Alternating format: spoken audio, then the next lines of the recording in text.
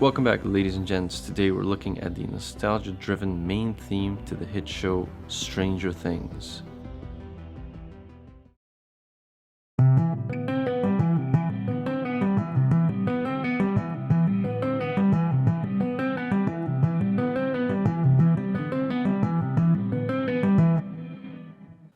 First, we're going to take a look at what we're doing with our left hand. Afterwards, we take a look at the right hand and then combining them both. So we're going to start on the A string, 3, hammering on from nowhere. So you're not picking here or finger picking. You have to use the strength of your fingers. So hammer on from nowhere, 3. From 3, hammer on to 7. From 7, go to the D string, 5, hammer on from nowhere. And then move to the G string, also hammer on from nowhere, 4. Hammer on from 4 to 5, pull off back to 4, and then hammer on from nowhere back up, 5, 7, and then pull off. You're starting the sequence again.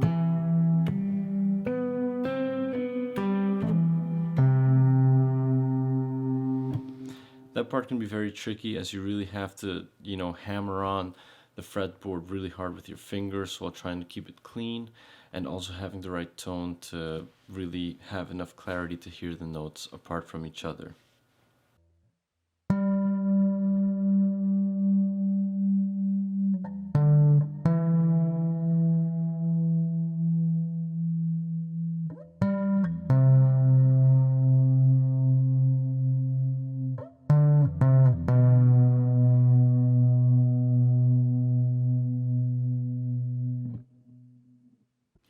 With our right hand, we're going to be tapping the low E string. The only thing you need to tap is the low E string, as the other strings are being played by the left hand with hammer-ons and pull-offs. So you're going to want to use either your index finger or your middle finger. It really depends on you, what you feel most comfortable with. I've built up enough callus on my middle finger, so I'm going to use my middle finger for this. So we're going to be tapping tapping out of nowhere or hammering on out of nowhere with our right hand on 15. From there we move lower onto the fretboard, 10 and 12. Then we go back to 15, go even lower on the fretboard, 8. And then we have the last tricky part when combining left hand and right hand, which is 10, 8, 7.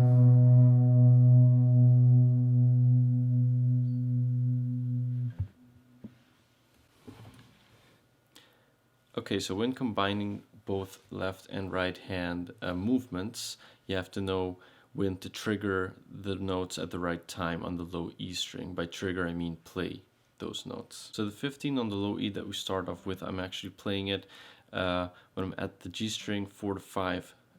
5th note, so that would be.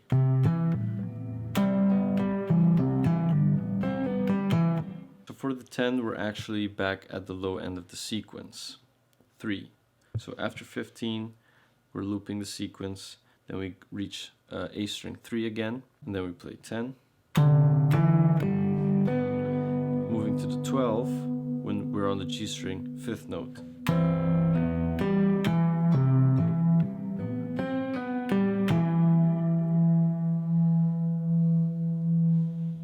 When we're moving back to the 15 to play 15-8, we're starting again, triggering the 15th note when we are on the G string. And then when we're moving back to the 3, low E, we go to the 8.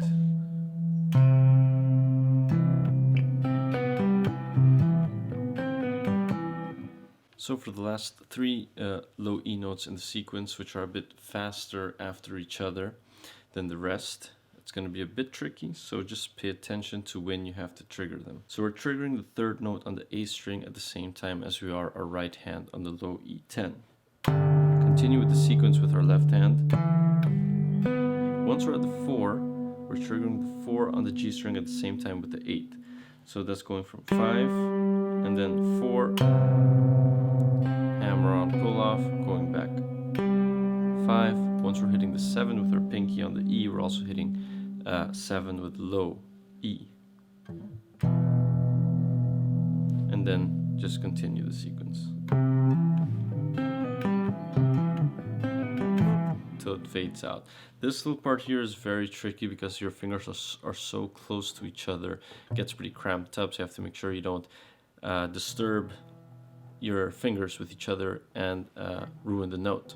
Just remember, practice makes perfect. Practice slowly first, the combination of right hand and left hand, and you'll get it down in no time.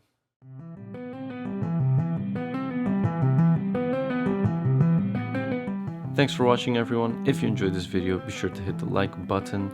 If you want to stick around for more, just subscribe, and I will see you all again next time.